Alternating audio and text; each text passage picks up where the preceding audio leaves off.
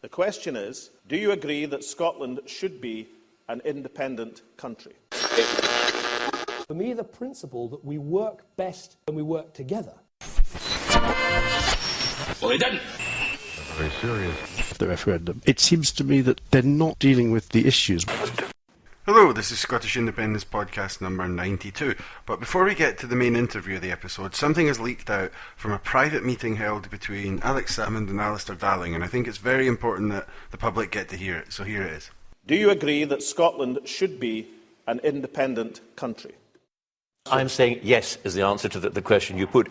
So, after this revelation, will the No campaign withdraw completely, leaving only a yes vote possible? Has the fiend Salmond won the day and defeated the forces of righteous Britishness? It looks like it. Well, no, not really. Sorry for the awful joke. I think with this stream of consistently horrible stuff coming out of the TV at the moment, at least a wee bit of lightening the tone can't go far wrong. Someone tweeted this morning, waking up to the latest propaganda's like opening a shit advent calendar every day, and it feels like that. But I think I've got a bit of an antidote again for you for that. This time I interviewed Kat Boyd from the Radical Independence campaign. So we'll just go to the interview and I'll have a wee word with you at the end. Hi Kat, how's it going? Hi, I'm good. I'm good. You mean you're feeling good just because we've got Miliband and Clegg and Cameron all up to have a wee chat with us? Is that making you feel so happy? Well, it's been a pretty good few days for the Yes campaign, I think. I think we've seen absolute chaos in the No camp, with George Osborne promising more powers, Darling saying no more powers, but maybe some powers. The Queen being outed as a unionist. Who knew? Never again. The royal baby, everything. Like all these different things that have happened, I think, are really showing that the establishment is in chaos. The panic has really set in for them. I don't know if you've followed Alan Cochrane, who's the Scottish political editor for the Telegraph, and his columns. Some of his more recent columns have been quite symbolic of the fact that the No campaign has lost its way a little bit. I think the last column I read that he'd written, he implores or almost begs any No voter to go and find a scrap piece of paper in their house, a crayon, and if they know how to spell the word no, then to make a homemade sign for their window to compete with the hundreds of thousands of yes posters that people are putting up. So yeah, definitely, it's been a good few days. Well, I did see that someone had to sign up saying on. So they had managed to make the no sign, but I'd put it upside down and come up with on. I suppose, it's on, I don't know.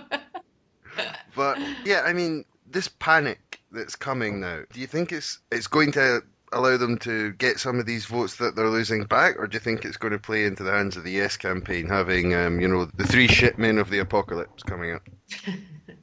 Well, look, I don't think it's going to win them any votes. I think their campaign is over, and that's not to say that we've definitely won or anything like that, but I think, bringing up Clegg, Cameron and Miliband to Scotland to go out and campaign is certainly not going to win them any support up here. I think part of the reason that they're in so much panic is because they don't know how to handle it. That's part of it. They actually don't know how to deal with it, because this is not party politics. This is not politics as normal. They cannot deal with the fact that the case for yes, the people who are pushing it forward and talking about real radical social change, it's a people's movement. That's what they cannot seem to get. And I don't think that it's just, an ignorance that, they are so far removed from people that they don't actually know what people are feeling, what people are thinking. It's not just ignorance from the British establishment. It's goddamn arrogance. It's an absolute arrogance, I think, that has, led to this level of panic, the collapse of their campaign, because the arrogance of the British elite has thought that this was never even possible, that Scotland would never vote for independence, that, Britain was strong and secure and that no one would ever even question that. Well, I look at them and I do feel sorry for them, and I'm sure I'll only feel sorrier for them come the 19th. So I'm sure you're out doing campaigning. Like, everyone's mental busy doing 100 things at the moment. But when I got in last night after doing some stuff, I turned on BBC, and what you're suggesting about the politicians is also true of the media. They don't know how to approach this. I mean, last night we had there was bagpipes on it. They were doing, the Guardian leading with taking the high road and stuff, like the leaders taking the high road. They don't get it. Not the media don't get it either. They don't know how to approach this. Yeah, I don't disagree with you at all. Like, I mean, the media's interventions into this campaign, if you can call it that, have been awful. Like, they don't get it either. And I think that is pushed for, new forms of distributing media amongst people and amongst people in the movement. That's actually been quite a significant part of, spreading the word and being able to inoculate people from the fear campaign. Yeah, and I mean, some of the stuff, I don't know if you were catching it last night, but on BBC, some of it was just so ridiculous. There was a bit, they were in a restaurant somewhere in England, and they spoke to a couple of elderly gentlemen. So, what do you think about Scotland? He said, well, I would like to keep them, which I thought was a kind of slightly strange thing. That's brilliant. Then they showed that we're all in this together by showing that, oh, look, we've got salmon on the menu. And then he said, oh, and this guy supports independence. And then he went and spoke to someone else without even speaking to the guy that supports independence. It was mad. I don't know what's going on. They can't handle the fact that it's not about national identity. They can't deal with that. See, all the Yes meetings that I've been to, I didn't manage to catch the stuff that you're talking about last night on TV, because I was in Lochside and Dumfries speaking at a meeting. So, I mean, I just find it bizarre that every time I go to a Yes meeting, people stand up and we're talking about a lot of the similar things, even though we're from, different political backgrounds. But, there is a sort of a common narrative there. See, when I hear a No speaker, they are the only people who talk about national identity. They talk about being proud of Scotland, proud to be Scottish, all these different things. They talk about their personal identities and their links to countries and how they make them feel. I don't hear that from the Yes side. I don't hear people talking about being a proud Scot, but the amount of times I've heard a No campaigner's speech open with those words. Although Alan Bissett at a meeting the other night was talking about a new phrase that's entered the sort of Scottish patter, if you like. And it's a Scot butt. People who describe themselves as a Scot butt. Mm-hmm. And that's, I'm a proud Scot butt. And you hear it all the time. And I think that the media don't know how to deal with the fact that this isn't about being Scottish or waving a saltire, and for God's sake, trying to put a saltire up above the House of Commons or 10 Downing Street, I think it was. Yeah. Which fell down. Trying to put saltire there, which fell down, of course.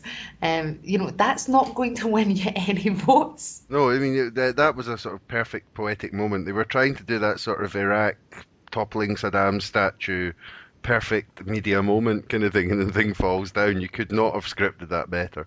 But the identity thing is very true. I mean, they're bringing out the foreigners line recently as well. Do you really want to make your loved ones and members of your family foreigners? Do you have to care about someone or not based on what's their passport? I'm actually getting married to a foreign girl. Does that mean I'm not allowed to love her or like her anymore? Well, I don't quite understand this narrative. Yeah, I think it's also the undertone that comes with that somehow being foreign is bad. Do you know what I mean? Mm-hmm. In the campaign, we've welcomed people from all over the world that have come and supported us. And in fact, on Friday, Radical Independents are putting on an event called Global Scotland, where we've got speakers from Catalonia, from the Basque Country, and we have a Palestinian speaker. Hopefully we'll get someone from the Republic of Ireland. All these different people from all across the world who are supporting Scotland. And, we are privileged to have those people supporting us, and it's absolutely brilliant. The way that a lot of the rhetoric from No about do you want to be made into a foreigner? We don't want to be like them. It's disgusting, man. It just shows the absolute entrenched racism of the British state. Yeah, and furthermore, there's a secondary narrative with this as well, where they talk about, well, this is just a sort of protest vote similar to UKIP. But I think, the UKIP is this strongly anti-foreign thing, whereas this is, as you've just suggested, is an entirely different animal. Yeah, I heard actually this morning, first thing I did when I got up this morning, I didn't get in last night until about midnight from my meeting in Dumfries, and then I checked social media and a few news websites, and then first thing I did when I got up this morning was watch Alistair Darling on Scotland Tonight, with Ponsonby. I really enjoyed watching it first thing this morning, actually. I thought Alistair Darling was pretty weak, but that's exactly one of the sound bites that he seems to be using these days is, oh, Scottish people, we might have failed, but please don't use this as a protest vote because there's no going back. And I just think, I think that is quite insulting to suggest that people are doing this out of some sort of vengeance, at Westminster failures. The truth is, policies that have come from Westminster for the last 30 years, on the whole, have only benefited a tiny, rich, white male elite. That's the truth. Mm-hmm. And people are starting to have an awakening, a consciousness raising, whatever you want to call it, but people's eyes are open when they go into that ballot box. They know exactly what they're doing, and to pretend it's some sort of knee-jerk reaction from people who are a bit upset at the Labour Party is so far removed from the motivations that people are having for voting yes. Yeah, people see that it's a chance to change how we do the whole thing. But how do you think the Yes campaign can hold up? Obviously, the polls are getting more and more encouraging, but how do you think we can push over the line with the constant media barrage that is now coming? It's just constant. What can we do just to push ourselves over that line?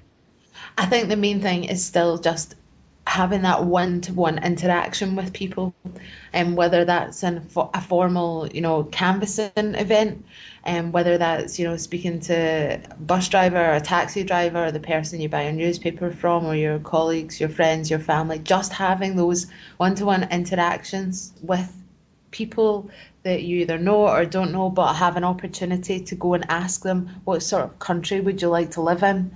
I think that that's the main thing that protects people from the media barrage of all the lies, all the scaremongering, all the fear stories, all the Union Jacks being waved, all that stuff.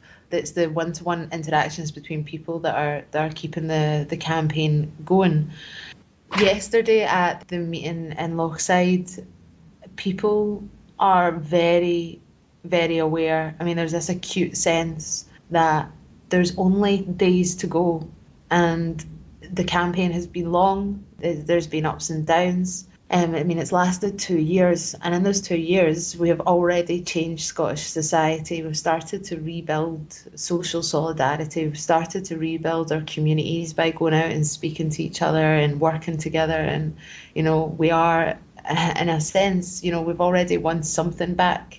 But I think people are so aware that a week tomorrow, we are going into a ballot box to be faced with that question that we have thought about over and over and over again. And I think people are running now on adrenaline and caffeine and just the sheer momentum of the movement carrying us through for the next few days to go out and convince as many people as we can that this is the best opportunity we have to radically change our lot in society. And it might be the only one we get for a long time. Yes, well, I totally agree with that. I mean, I had this argument with someone the other day who was saying, but if you don't get independence, then you'll probably get Devo Max. And I mean, if you actually look at an analysis of the political relationship between Scotland and the rest of the UK, then that's just not the case. Because it's not progression, it's not a chronology, if you like. So it's not Scotland part of the UK with no assembly. Scotland gets devolution, Scotland gets Devo Max, and inevitably follows independence. The thing that gives Scotland power, the thing that is used as a lever against the British establishment, is the threat of independence. And see, when that is off the table, if there was to be a no vote and it was off the table for another, could be 5 years, could be 30 years, then I think that the backlash from the Westminster establishment, knowing that Scotland isn't going to be independent, will be massive. It will be absolutely massive. So I do think it's the only chance we've got, and it's the only chance we'll get for at least a decade. Yeah, I think so. I mean, you speak to some people in the Yes campaign and they'll tell you, well, if we don't win this one, there could be another one in a couple of years, there could be another one in 5 years. I don't think we can take that chance because what is probably sure is that No, there'll be a lot of pain in the meantime. Okay, so it's probably fairly clear that yourself and I are not convinced by the Devo Max proposals, but I mean, do you think that it's going to have some effect on the people that are hearing these and going, oh, well, it's a bit better than what they were offering, even though it isn't really, but do you think some people will be taken in by it? Well, no, and let's not forget, there are a lot of people who've already voted. There's a lot of people who've already cast their vote in the postal votes. So see for that new parcel of rogues in Labour, Liberal Democrat and Tory to somehow come out with these new proposals. That's undemocratic. People have already made their decision. Like I find it worrying that these new powers are getting chucked into the mix as some last ditch attempt to save the union. It's actually having the opposite effect that they want it to, because the amount of people that I have spoken to, mostly people who aren't really interested in politics, who have eventually come to this conclusion of, well, if we're so rotten and we're such a drain on the rest of the UK and we're so weak and powerless and we can't possibly do this ourselves, then why the hell do they want to keep us so badly? That's the question that a lot of people are asking. Yeah, and it leads you to very interesting areas of thinking, and it probably leads you to a yes vote, that question as well. It's one that you should be asking next few days. Definitely. I also think a useful one in the next few days was Elaine C. Smith when she was with Kezia Dugdale on that debate the other day. If this is the best of both worlds, then God help us. Yeah, definitely. I mean, I think that I actually get really frustrated with the best of both worlds sloganeering, because it's usually followed with a line about how great devolution is and how we need the security and stability of the United Kingdom. Well, from a basic, materialist viewpoint, if you're on a 0-hour contract in a low-paid job with no opportunity of joining a trade union because your boss will fire you, then the UK is not a safe and secure place to be. And then right up to the other end of the scale, looking at it in the abstract, the UK, in terms of international geopolitics, is deeply unstable. The Royal Institute of International Affairs has said that the UK is at a particular risk because of its relationship with the United States. Also, when you look at the way that the UK has gone beyond in terms of having an economy that is based on financialisation, deregulation of financial services, privatisation, all the debt, all these things make the economy deeply unstable. And when the next bust comes along, which it will, that is the nature of capitalism, when that comes along again, there are plenty of economists, well-respected economists, saying it will hit the UK harder and it will hit deeper than it did in 2008. And if, they're saying things like, if you thought 2008 was bad, you've got no idea what's coming, because nothing has been done to resolve the problems that contributed to the 2008 financial crash. Nothing has been done. There has been no radical reforms of the City of London, none of this stuff. So to say that we've got the best of both worlds and attaching that to some idea of stability and security is quite frankly ridiculous. Yeah, another one I saw today, just on a slightly different note, but the best of both worlds. You've seen the kind of, I don't know if you've ever been down to Westminster, but you've seen the kind of pageantry and everything that goes along with it. So there's people, working families on 0-hour contracts and not getting any hours, or if they do, it's badly paid and so on. Do you know the guy who carries the cape, or not the cape, but the coat, whatever, some anachronistic piece of nonsense, but the guy who carries the coat of the Speaker as he walks into the Parliament, apparently he gets 40 grand a year.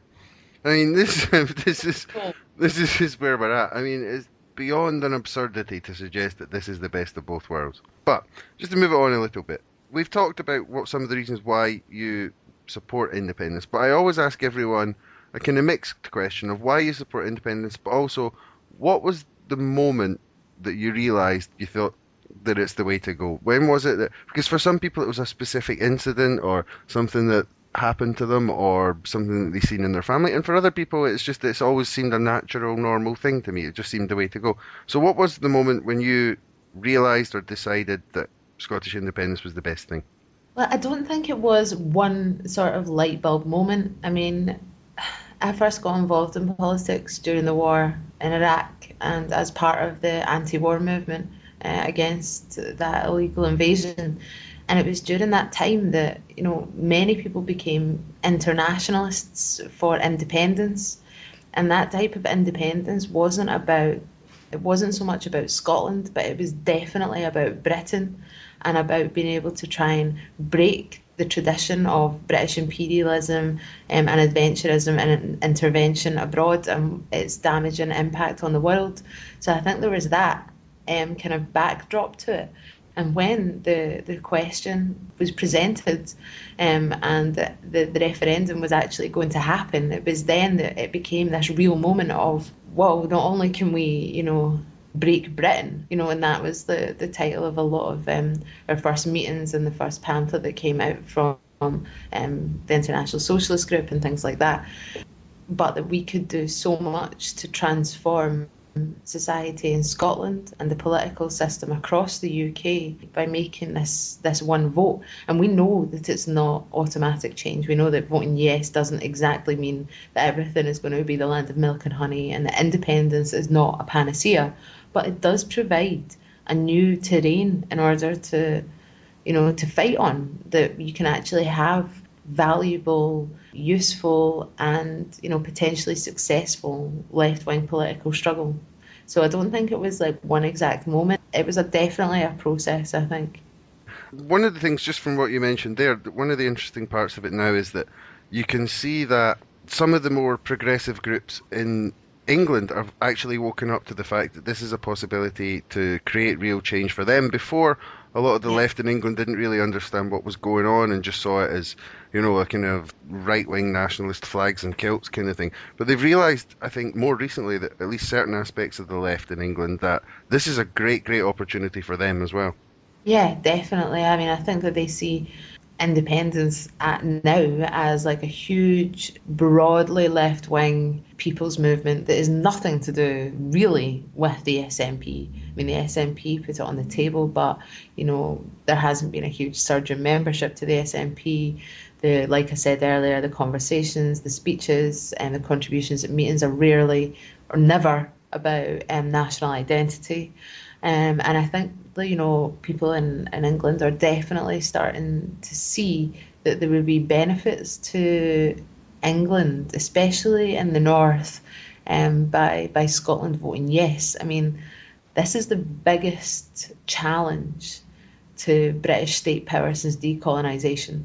I mean, it's huge. It will have huge impact on the rest of the UK, and it definitely opens up a space for socialists and progressives elsewhere in the UK to start to raise the questions about who represents them, who makes the decisions over their life, and start making demands for something better. Are we going to do it? I'm a socialist and a feminist.